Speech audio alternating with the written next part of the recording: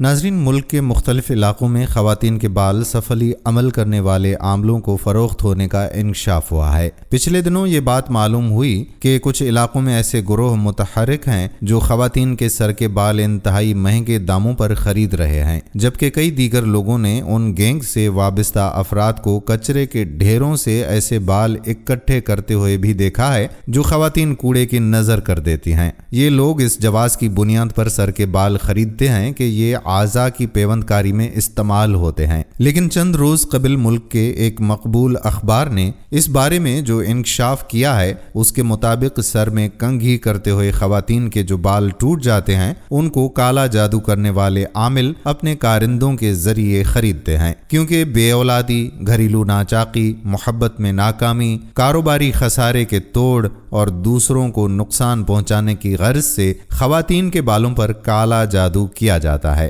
اس طرح beauty parlours اور کباڑیوں کے ذریعے بالوں کی خرید و فروخت ایک منافع بخش کاروبار بن گیا ہے۔ جادو واقعات کو غیر فطری طور پر ظہور پذیر لانے کا ایک فن ہے، جبکہ کالا جادو ایک ایسا سفلی عمل ہے جو شیاطین کی استعانت اور ناجائز طریقے سے کسی کو نقصان پہنچانے کے لیے استعمال کیا جائے۔ سحر برحق ہے اور اس کے عجیب و غریب اثرات سحر زدہ شخص میں ظاہر ہوتے ہیں۔ کالے جادو سے متاثر شخص شدید توہمات میں گھر جاتا ہے، بعض صورتوں میں وہ سخت بیمار رہتا ہے اور اسے علاج معالجے سے بھی کوئی شفا نہیں ہوتی۔ البتہ اس کا روحانی علاج کرانا درست عمل ہے۔ عاملوں کو کالے علم کے لیے بعض اشیاء آسانی سے دستیاب ہو جاتی ہیں، جیسے کالے بکرے کا سر، انڈے، بکرے کی کلیجی وغیرہ، لیکن انسانی ہڈیاں، خواتین کے ایسے بال جو سر میں کنگھی کرنے کے دوران ٹوٹے ہوں اور مردوں کے کفن کا ٹکڑا حاصل کرنے کے لیے عاملوں کو کافی تگ و دو کرنی پڑتی ہے۔ خواتین کے بال خریدنے کے لیے جہاں ان عاملوں کے کارندے بیوپاری موجود ہیں،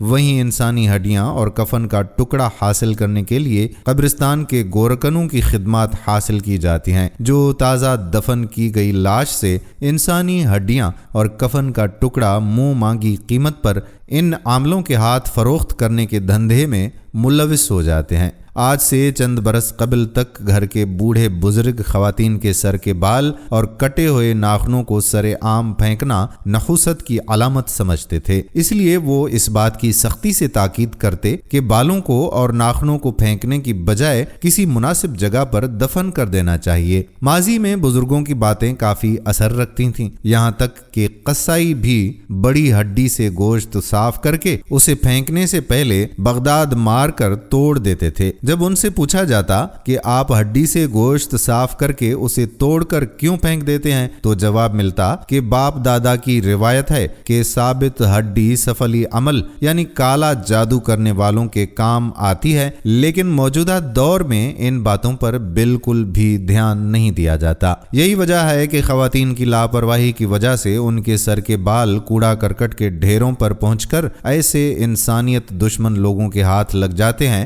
جو شیطان کے چیلے کہلاتے ہیں۔ کتنا افسوسناک امر ہے کہ ایک عورت کی لاشعوری کے باعث جب یہ بال سفلی عمل کرنے والوں کے ہاتھ لگتے ہیں تو وہ ان بالوں کے ذریعے جادو کر کے کتنے معصوم انسانوں کو اذیت میں مبتلا کرتے ہوں گے، اور یقیناً اس کا اثر ان خواتین پر بھی پڑتا ہوگا جن کے بال اس شیطانی کام میں استعمال ہوتے ہیں۔ دین اسلام میں جادو کو حرام قرار دیا گیا ہے اور اسے سیکھنے اور سکھانے والا دونوں دوزخی ہیں، کیونکہ یہ بندے کو اللہ اور اس کے رسول صلی اللہ علیہ وآلہ وسلم کے احکام سے دور کرتا ہے۔ جادو کی بنیاد چونکہ گندگی ہوتی ہے، اس لیے اسے سیکھنے کے لیے سب سے پہلے اپنا ایمان فروخت کرنا پڑتا ہے، پھر ہر وہ کام کرنا پڑتا ہے جو بندے کو گناہ کی تاریکیوں میں گم کر دے۔ اس میں کوئی شبہ نہیں کہ جادو بڑی حقیقت ہے، لیکن یہ انسان کا دشمن ہوتا ہے، اس کی کاٹ بڑی خطرناک ہوتی ہے۔ البتہ قرآنی تعلیمات کے ذریعے اس کے اثر کو زائل کیا جا سکتا ہے۔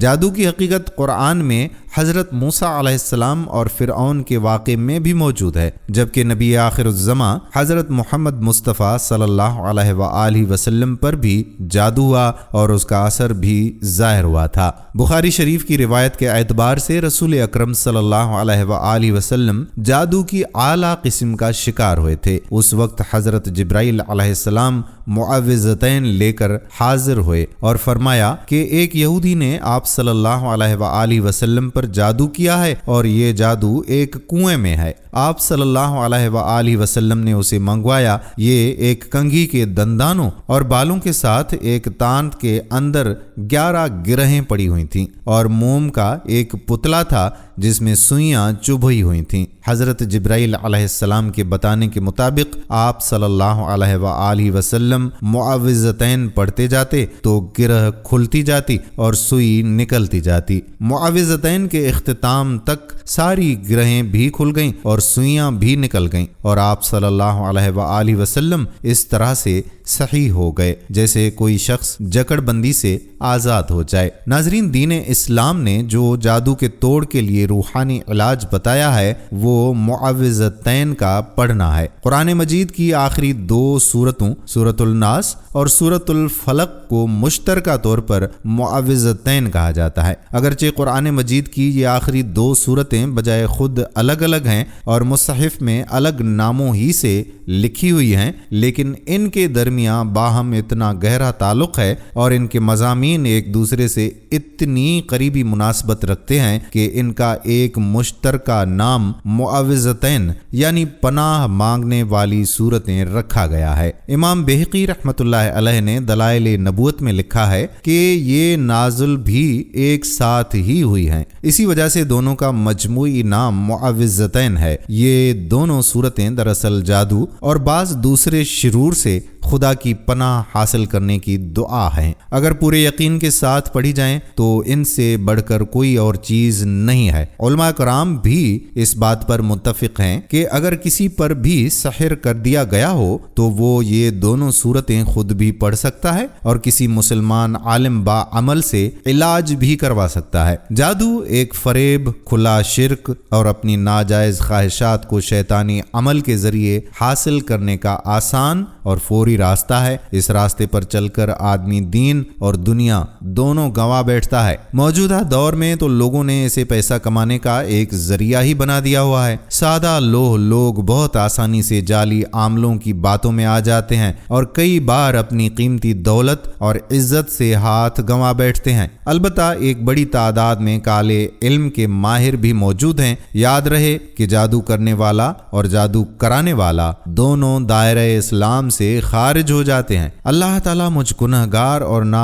आक़िबत अंदेश समेत हम तमाम मुसलमानान आलम को इन खुराफात से सदा अपनी पनाह में रहते हुए ता हयात ऐन सिरात मुस्तकीम पर चलने की कामिल तौफीक अता फरमाए। आमीन सुम्मा आमीन या रब्बल आलमीन। दोस्तों, आपसे गुजारिश ये है कि आप कम से कम 3 मरतबा मुआविज़तैन पढ़कर अपने आप पर दम कर दें और इस वीडियो को शेयर कर दें। इस तरह से जितने लोग भी इस वीडियो को शेयर करेंगे और वो कुरान पाक की आखिरी 2 सूरतों को पढ़ेंगे यानी मुआविज़तैन को पढ़ेंगे तो इसका अजर व सवाब आपको भी मिलेगा, हमें भी मिलेगा और उनसे काले जादू के असरात भी जाते रहेंगे। तो इस नेकी के काम में बढ़ चढ़ कर हिस्सा लें और इस वीडियो को ज़्यादा से ज़्यादा शेयर करें। आने वाली वीडियो तक अपने मेज़बान कादिर बख्श कल्होड़ो को इजाज़त दीजिए। फ़ी अमानुल्लाह।